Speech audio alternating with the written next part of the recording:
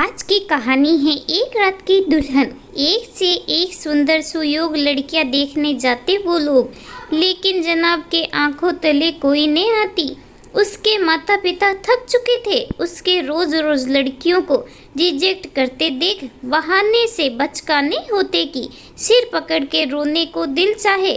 आज भी पिछली बार एक लड़की सब तरह से पसंद आ गई थी, पढ़ी लिखी, सुंदर, घरेलू काम भी जानती। उसके माँ बाप अच्छा दान दहेज देने को भी तैयार थे, पर घर आकर रमाकांत ने कहा, अम्मा गंवार सी थी लड़की। अरे अब क्या मक्खी छिप गई? अम्मा ने आश्चर्य से पूछा। आपने देखा जो साड़ी पहनी थी उसमें ब्लाउज वाला अटैच कपड़ा तक चमक रहा था पीछे। ओह, ये भी कोई रिजेक्शन का कारण हुआ? अम्मा दुखी हो बोली। एक बार तूने इसलिए मना कर दिया था कि उस लड़की ने चम्मच से तेरे हाथ पर नमकीन रख दी थी। कितना बिगड़ा था तू उस पर। लेकिन बेटा, अगर इसी तरह मना करता रहा तो हो ली तेरी शादी। लगता है बिना बहू पोते का मुंह देखे ही ऊपर चली जाऊंगी। माँ ने आखिरी पासा फेंका, लेकिन रमाकांत को ने तो कुछ समझ आना था, ने आया।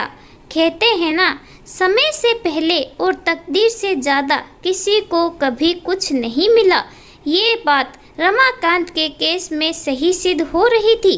उसकी शादी की उम्र निकलती जा रही थी, बालों में चांदी चमकने लगी थी।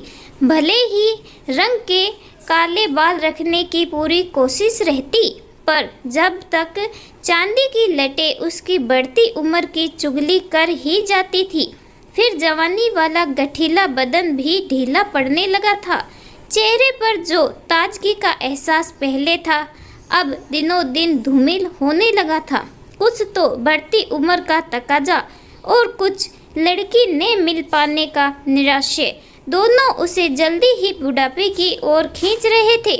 जो रमाकांत पहले जवानी में करीब 20 पैरामीटर बनाए हुए था कि लड़की ऐसी हो वैसी हो, अब एक एक घटते सिर्फ एक पैरामीटर बचा था कि बस लड़की हो। यही जरूरी था।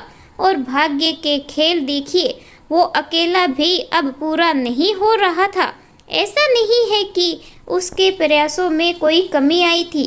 जिसने जहाँ पीहर मजार पर भेजा वो मन्नत के धागे बांध आया था।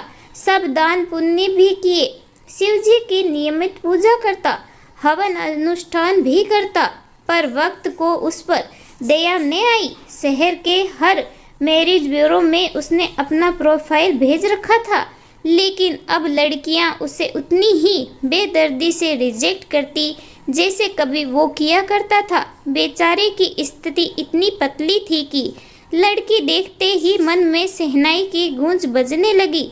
बाद में पता चलता कि वो तो शादीशुदा है या इंगेज तो है ही।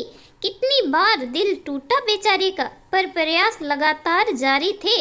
उस दिन उसकी खुशी का पारावार न रहा जब मेरे हमसफर.com से फ़ोन पर सूचना मिली कि किसी पलक नाम की लड़की का उसके लिए इंटरेस्ट आया है। उन्होंने अगले संडे को उनकी मीटिंग फिक्स कर दी थी। रमाकांत उन दिनों पूरे 26-27 वर्ष के नौजवान की तरह चुस्त दुरुस्त रहता और बना सवरा घूमता। एक एक दिन युगों सा भारी लग रहा था। पहले पहले तो माँ बाप ने मना कर दिया था जाने को संग में, फिर बहुत चिरोजी की उसने तो तैयार हुए। सोचा कहीं इस बात से बनती बात न बिगड़ जाए कि लड़की के माता पिता नहीं आए। लड़की बहुत सुंदर शर्मीली थी। रमाकांत तो देखते ही उसके आशिक बन गए। खुशी की वजह से मुंह से एक बोल भी नहीं फूट रहा था, बस टकटकी लगाए उसे निहारते जा रहे थे। संग आई उसकी भाभी ने चूहल की। पलक झपक ले जनाब, कुछ ही समय में ही आपकी होने वाली है। माँ ने कोहनी मारी तो हकीकत से रूबरू हुए। बड़े झपके, लेकिन दिल था कि उछल उछल के आंखों के रास्ते सारे राज खोल देने पर उतारू था। उसकी माँ को शक था कि दोनों की उम्र में इतना फर्क है। क्या मजबूरी है जो इतनी प्यारी लड़की अपने से दुगनी आयु वाले लड़के से विवाह को राजी है। बहुत समझाया रमाकांत को उन्होंने, पर उसकी आंखों के रास्ते वो हसीन कमसीन लड़की उसके दिल को पूरी तरह कब्जा कर चुकी थी। अब कोई भी दलील बेमानी थी। इश्क और मुस्क कहाँ किसके रुके हैं। आखिर इंतजार के पल खत्म हुए और रमाकांत को अपनी गुड़िया सी प्यारी दुल्हन सुहाग सेज पर इंतजार करती मिल ही गई। वो मदहोश से हुए उसकी तरफ बड़े ही थे। घूंघट उठा के देखा तो पूनम का चांद सा मुखड़ा देख दिल बाग बाग हो उठा। बहुत प्यार की बातें की दोनों ने, संग जीने मरने की ढेरों कस्में खाई। फिर एक अदा से उठकर उसकी दुल्हन ने जब उसके हाथों में दूध का गिलास पकड़ाया तो वो चौंके। अरे माँ, वो अपनी बात पूरी भी नहीं कर पाए थे। अपनी नाजुक हथेली उनके होठों पर रख कर दुल्हन ने कहा, सबको सुला के आई हूँ, अब बस हम और तुम। रमाकांत तो एक ही घूंट में सारा गिलास हलक के अंदर कर लिए। और ये कैसा नशा हुआ?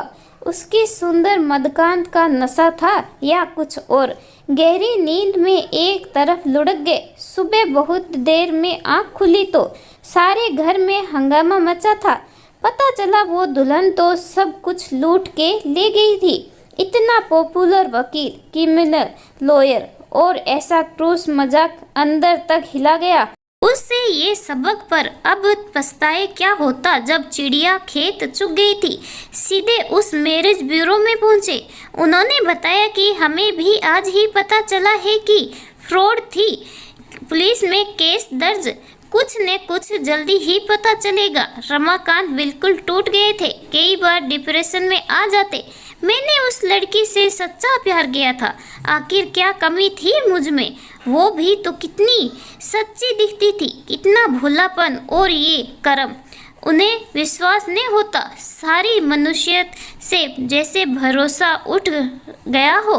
काफी समय बाद एक दिन पता चला कि वो पलक नाम की चोरनी दुल्हन पुलिस की गिरफ्त में है। यूं कि माँ बाप ने चैन की सांस ली। चलो, मेहनत से कमाई की कुछ तो दौलत शायद वापस मिल जाए अब। लेकिन रमाकांत एक दिन चुपचाप उससे मिलने जा पहुंचे। सलाखों के पीछे जेल में वो सिर नीचे झुकाए बैठी थी। अभी भी कितनी मासूम दिख रही थी।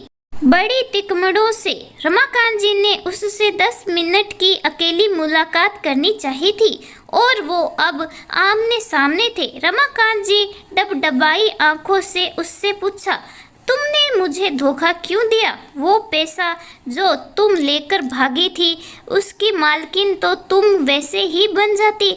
जो कहानी पलक ने सुनाई उससे उसके पांव तले जमीन सरक गई। उसने बताया कि बहुत गरीब लड़की थी। उसके माँ बाप मर गए थे तो उसके रिश्तेदार चाचा ने उसकी शादी कर दी। उसे आदमी से जो जुहारी था, शराबी था, वो रोज उसे पीटता, दुर्व्यवहार करता। एक दिन हद हो गई जब उसके पिता ने उसे किसी को बेच दिया। फिर उसी आदमी ने उसे मजबूर किया कि वो उसके साथ ये धंधा करे। वो मजबूर थी, उसकी कोई स्वतंत्रता इच्छा नहीं है।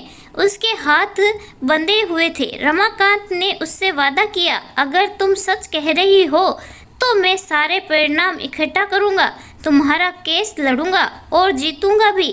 बेशक तुम पर बहुत केस लगे हुए हैं, पर मैं एक दिन तुम्हें यहाँ से बाइज्जत बरी करा के ले जाऊंगा। तुम उस दिन का इंतजार करना। पलक की आंखों में खुशी के आंसू तैर गए और वो तेज कदमों से जाते रमाकांत को देखती रही। इस कहानी के बारे में आपकी क्या राय है कमेंट करके ज़रूर बताइएगा। कहानी अच्छी लगी हो तो please like, share and subscribe करना बिल्कुल भी ना भूलें। धन्यवाद।